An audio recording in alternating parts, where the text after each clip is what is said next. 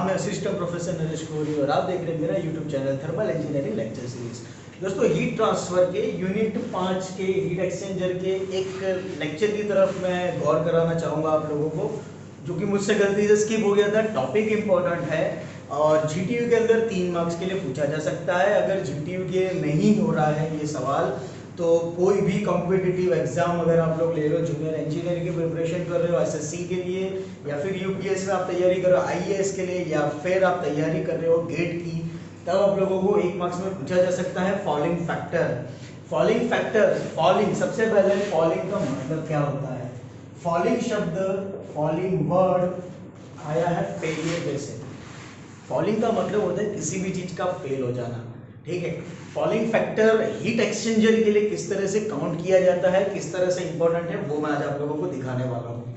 Topic important है, GTU में ये सवाल 2 से 3 बार आ चुका है। 3 मार्क्स का सवाल है। अगर आप एमसीक्यू के बेस पर जाओगे तो फिर इसमें से 1 मार्क्स का एमसीक्यू आने के 110% चांसेस है। आप लोगों को बेसिक कंसेप्ट के थ्रू 1 मार्क्स के लिए एक छोटा सा एग्जांपल इसमें से पूछा जा सकता है, या तो फिर बेसिक इक्वेशन के फॉलिंग फैक्टर की इक्वेशन किस तरह से डिराइव की जाती है। शुरुआत करते हैं फॉलिंग फैक्टर। फॉलिंग मतलब फेलियर। हीट एक्सचेंजर के अंदर फेलियर के चांसेस क्या क्या है। सबसे पहला सवाल जो है, जनरली हम लोग ये समझते हैं कि जो भी हम लोग हीट एक्सचेंजर का यूज कर रहे हैं उसके फेल होने के वैसे तो कोई चांसेस है ही नहीं। क्यों? क्योंकि बेसिकली आप करते क्या हो, आप हॉट वाटर और कोल्ड वाटर को या तो आप पैरेलल फ्लो कराओगे या तो फिर काउंटर फ्लो कराओगे और हीट एक्सचेंज करोगे। सिर्फ इतना ही से हमारे लिए हीट एक्सचेंजर का बेसिक फंडा होता है। हम यही सोचते हैं कि हम लोगों ने सिर्फ हीट ट्रांसफर किए बिटवीन 2 फ्लूइड्स। तो फिर फॉलिंग आया किस तरह से, या फॉलिंग के फैक्टर्स क्या क्या है, किस तरह का फॉलिंग आपके हीट एक्सचेंजर के अंदर हो सकता है, मतलब कि फेलियर किस तरह से हो सकता है। तो number 1, whatever the water or whatever the liquid or whatever the substance we are using to transfer the heat, हम लोग हीट ट्रांसफर करने के लिए जो भी सब्सटेंस का यूज कर रहे हैं, हम लोग वाटर का ही एग्जांपल लेकर के चलते हैं। हॉट वाटर और कोल्ड वाटर है, आपके पास में पैरेलल फ्लो हीट एक्सचेंजर है, ठीक है। मतलब जिस डायरेक्शन से हॉट वाटर फ्लो होगा उसी डायरेक्शन से आप लोगों का कोल्ड वाटर भी फ्लो होने वाला है। अभी यही वाटर का एग्जांपल में ले लो कि जरूरी नहीं है कि whatever the water you are using to transfer the heat, whether it is a hot fluid or cold fluid, चाहे वो गर्म पानी हो या ठंडा पानी हो, जरूरी नहीं है कि आप लोगों का पानी 100% प्योर है। देयर इज ए चांस कि आप लोगों के वाटर के अंदर, चाहे वो हॉट वाटर हो या कोल्ड वाटर, उसके अंदर इंप्योरिटीज हो सकती है। लाइक डस्ट पार्टिकल्स के होने के चांसेस रहते हैं, लाइक गैसेस के चांसेस रहते हैं। देखो गैस सारी जगह पर होती है, ठीक है। पानी itself, water itself H2O, hydrogen और ऑक्सीजन का कॉम्बिनेशन है, केमिकल फॉर्मेशन है।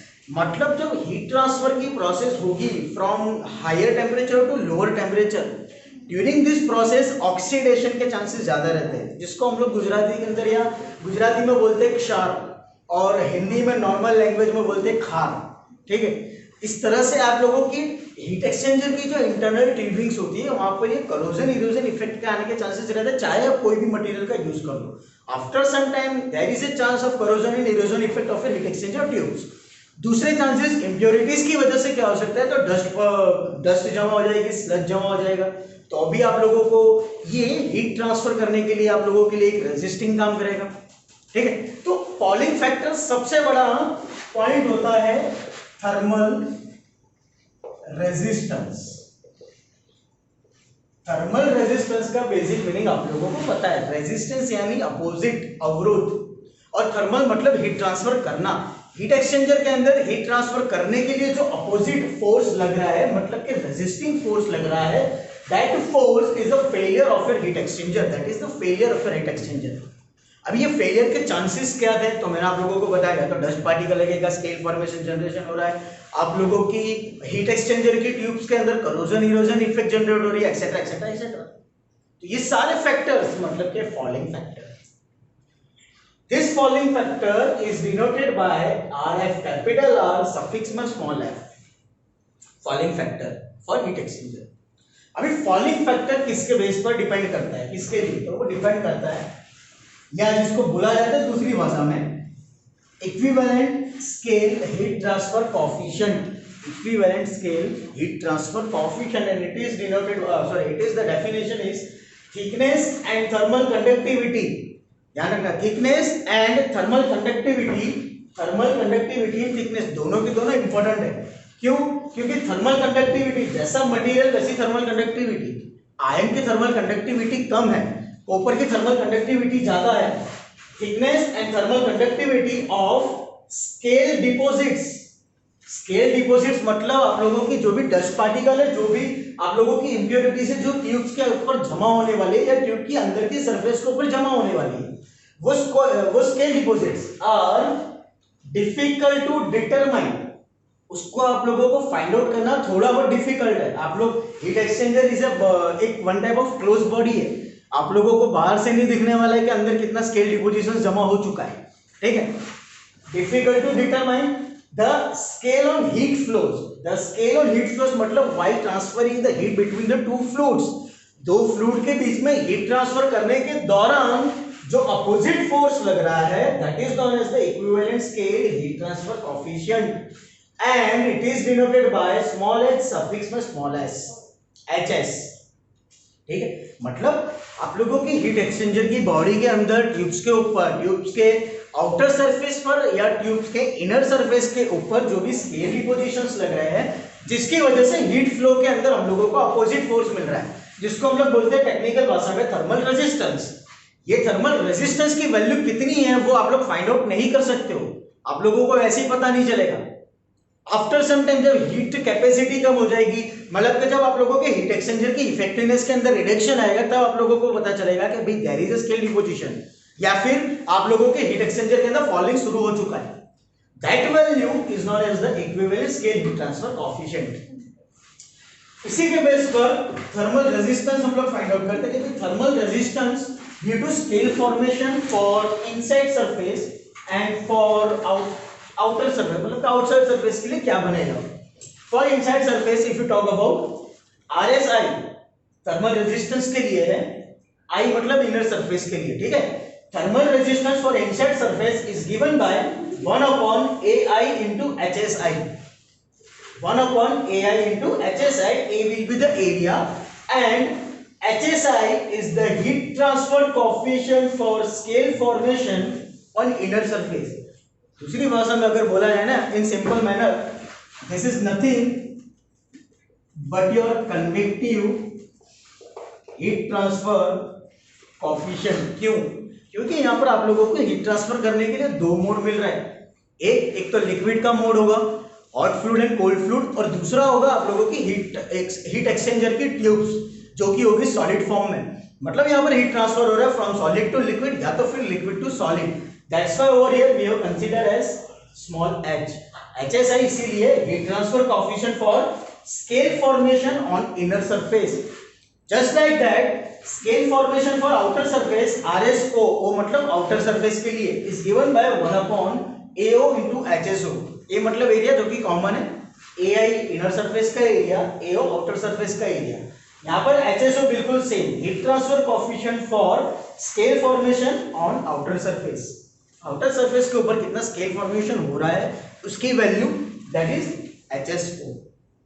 अब स्केल फॉर्मेशन की सबसे बड़ी इफेक्ट कहां पर होती है? स्केल फॉर्मेशन की सबसे बड़ी इफेक्ट होती है यहां पर, and this U means overall heat transfer coefficient. Overall heat transfer coefficient आप लोग कंडक्शन चैप्टर के अंदर भी पढ़ चुके हो, और हम लोगों ने हीट एक्सचेंजर के अंदर भी ओवरऑल हीट ट्रांसफर कोएफिशिएंट की वैल्यू फाइंड आउट की थी।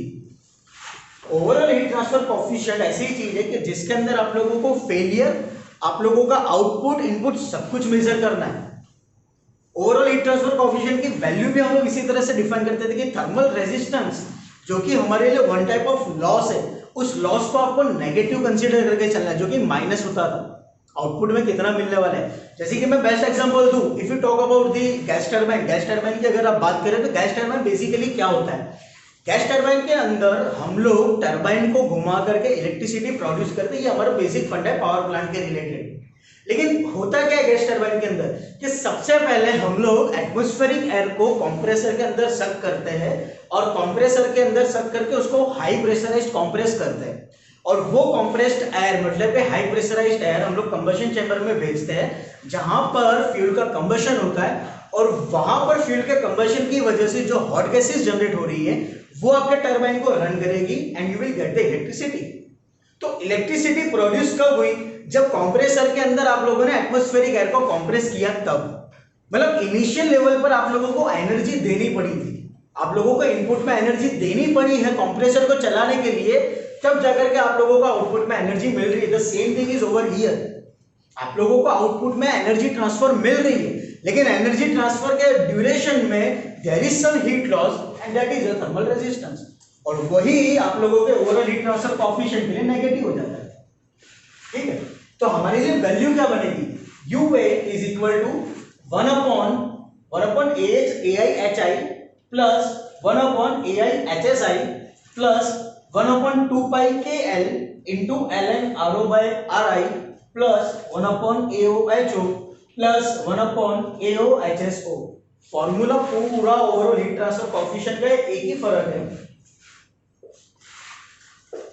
यहां पर आप लोगों के इनर और आउटर सरफेस के लिए thermal resistance due to scale formation होने की वजह से जो थर्मल रेजिस्टेंस जनरेट हो रहा है वो आप लोगों को काउंट करना पड़ेगा, जो कि मैंने पहले ही बोला। ये हमारे लिए नेगेटिव पॉइंट है, क्यों, क्योंकि यहां पर आप लोगों को हीट लॉस मिलने वाला है, दैट्स व्हाई। इस इक्वेशन को सिंपलीफाई करेंगे ओवरऑल हीट ट्रांसफर कोएफिशिएंट के लिए, एरिया आप लोगों के लिए कॉमन होगा, उसको नेगेटिवली मतलब कि उसको माइनस कर दो, तो ओवरऑल हीट ट्रांसफर कोएफिशिएंट सबसे पहले हम लोग इनर सरफेस के लिए फाइंड आउट करते हैं। डायरेक्ट आंसर लिखना है, कोई ज्यादा इसके अंदर आप लोगों को सिंपलीफिकेशन करने की जरूरत नहीं, फार्मूला याद रखना है that UI overall heat transfer coefficient for inner surface that is given by 1 upon HI, area is common बाहर आ जाएगा, कैंसिल हो जाएगा, 1 upon HI plus 1 upon HSI plus RI पे इसका simplification RI by K ln RO bye RI plus RI upon ROHSO plus RI upon ROHO, इसका भी simplification in terms of radius for inner surface and radius for outer surface. बिल्कुल उसी तरह से outer surface के लिए overall heat transfer coefficient for outer surface is given by 1 upon RO by RIHI plus RO by RIHSI plus RO by K ln RO bye RI plus 1 upon HSO plus 1 upon HO।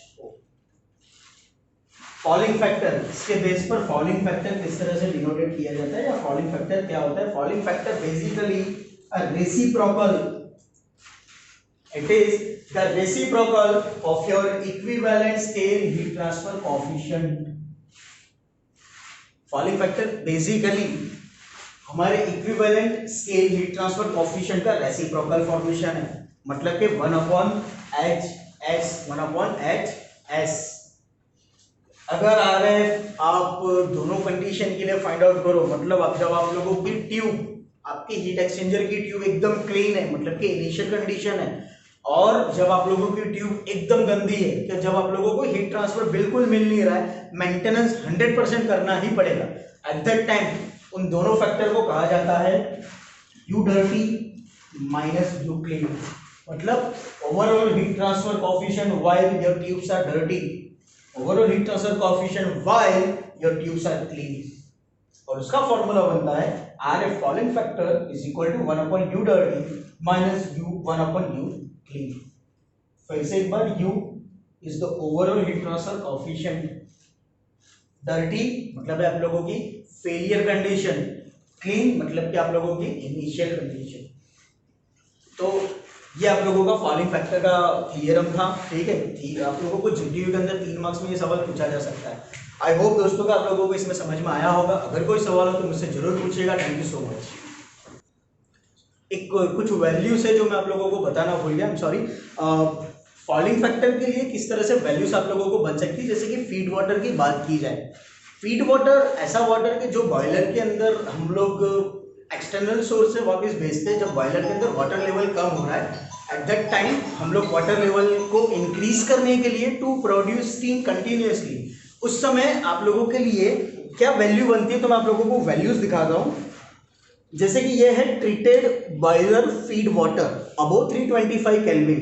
ठीक है, ये एक standard value है कि 325 kelvin के लिए 325 kelvin temperature से above जब आप लोगों की वैल्यू बनेगी, at that time falling factor हो जाएगा 0.0002, 0.0002। Just like that sea water की बात की जाए, sea water below 325 kelvin and above 325 kelvin, तो सबसे पहले बिलो 325 केल्विन के लिए इट विल बी 0.0009 और अबोव 325 के लिए 0.0002। उसी तरह से फ्यूल ऑयल होगा तो 0.0009, इंडस्ट्रियल एयर होगी तो 0.0004, रेफ्रिजरेटिंग लिक्विड होगा तो 0.0002, और अगर स्टीम मतलब कि आप लोगों की हाई प्रेशराइज स्टीम है at that time the value is 0.0009। ठीक है, fouling factor is metre square kelvin per watt, ये याद रखना, जो कि मैं फिर से एक बार सॉरी कि मैं बताना भूल गया। तो ये फाइनल कंक्लूजन था आप लोगों के फॉलिंग फैक्टर की थियरी का। आई होप कि आपको समझ में आया होगा। Thank you so much.